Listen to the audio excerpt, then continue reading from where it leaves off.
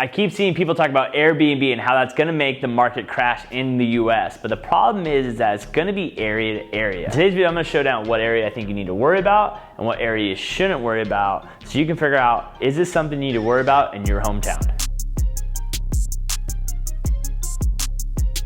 What's going on, everyone? Adam Schwarz here, top real estate agent. If this is your first time to my channel, every single week I drop videos about buying and selling real estate, so if you're into that, make sure you hit that subscribe button. On today's video, I'm gonna break down the whole Airbnb. Yes, we've seen a massive slowdown in Airbnbs. We're going into a recession. I think that's definitely causing people to not use them much. And then I also think that it's just not a usable thing anymore. Now that COVID's over, a lot of people are just going to hotels. It's more business people traveling a lot, not families. And so I know that when I go to a town, I do look at Airbnb options, but after the cleaning fee and the taxes and all those other things, it's so much cheaper just to get a hotel. So the question is, are homeowners gonna start lowering their pricing to be able to compete with houses? Let's talk about Phoenix. I've seen Phoenix a lot, talking about Airbnb. We're out here in Riverside in Southern California, so I'm gonna show that town next. But something like this, like Airbnb in Phoenix, there's over 1,000 houses that are on Airbnb in Phoenix. And that's not every person that needs them, but those could be vacants. Those could be people not being able to pay their mortgage without that money. People that maybe bought from here in California, bought out there for a vacation home. So a place like Phoenix, if all of a sudden we start seeing people not be able to make those payments because they're not getting that Airbnb money, that rental money,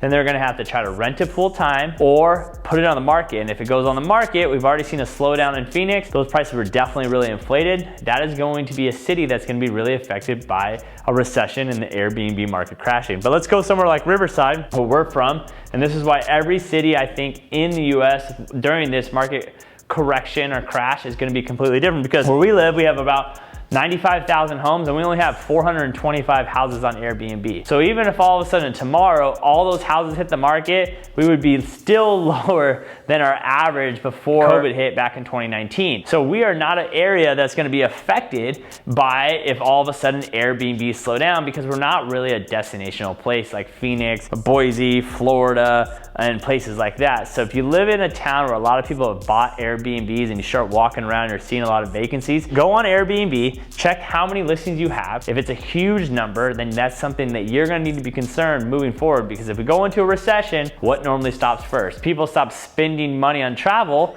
and they have to start spending that money towards more important things like gas, food, and their rent or mortgage. Hopefully this video helps. If you have any questions, comment below, and until next time, peace.